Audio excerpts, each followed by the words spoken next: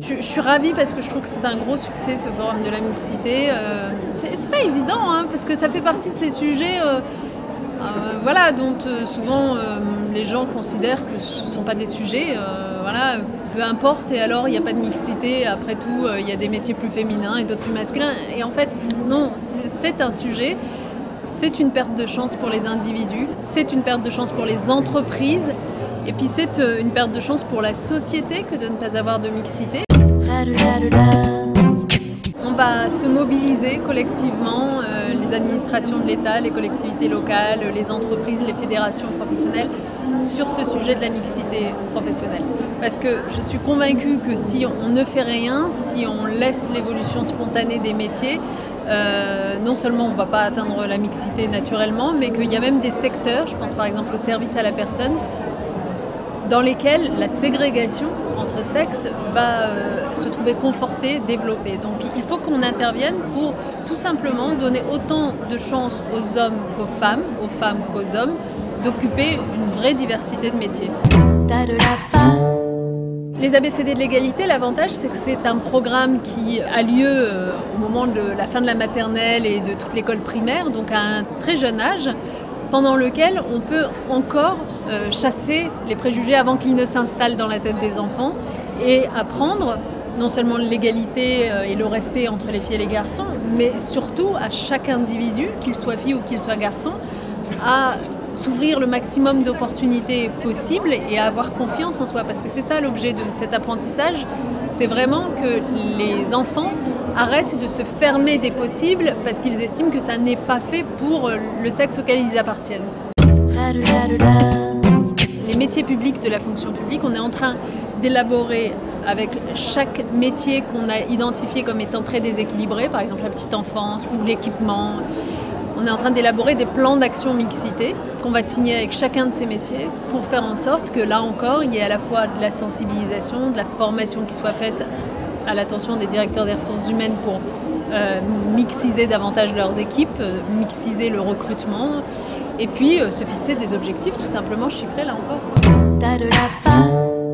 De toute façon, si vous inscriviez dans la loi des quotas, il suffirait de contourner, de créer des comités exécutifs à double vitesse, petit cercle, grand cercle, pour ne pas la respecter.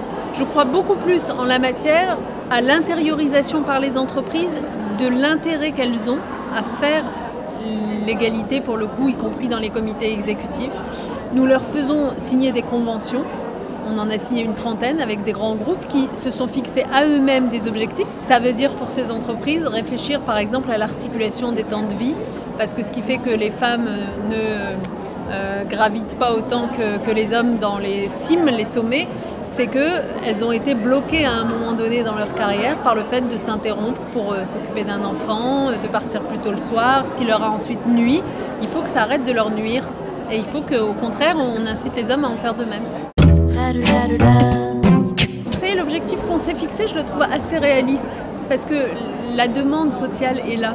Je veux dire, les revendications des pères, et en particulier des jeunes pères qui demandent à pouvoir être à la fois des salariés et à s'occuper de leurs enfants, il faut les entendre, on les entend tous les jours et c'est une évidence. Aujourd'hui, on ne jette pas l'ensemble de sa vie dans son entreprise, on aspire à avoir un équilibre, qu'on soit femme ou qu'on soit homme. Et donc, jusqu'à présent, peser sur ces pères qui voulaient pouvoir s'occuper aussi de leurs enfants, une forme de stigmatisation sociale. Quand ils allaient voir leur employeur pour demander quelques mois de congé parental ou à s'absenter le jour où l'enfant est malade ou à se mettre à 80%, la plupart me rapportent que l'employeur répondait « Mais et ta femme, pourquoi elle ne le fait pas ?» C'est important que la loi dise « Nous sommes pour le partage du congé parental ». Et la réforme du congé parental, c'est ça, c'est inciter au partage, une partie prise par la mère, une partie prise par le père, sans jamais d'obligation. Il faut avoir à l'esprit que le lien entre un parent et son enfant se construit dans les toutes premières années. Donc ces années qu'on rate sont préjudiciables, y compris pour les pères, car c'est souvent les pères qui les ratent, pour les enfants évidemment. Donc on a tous collectivement intérêt à pousser les pères à mieux investir leur parentalité. Et pour les entreprises, moi je leur dis souvent, il n'y a rien de mieux que des salariés épanouis pour faire des salariés performants.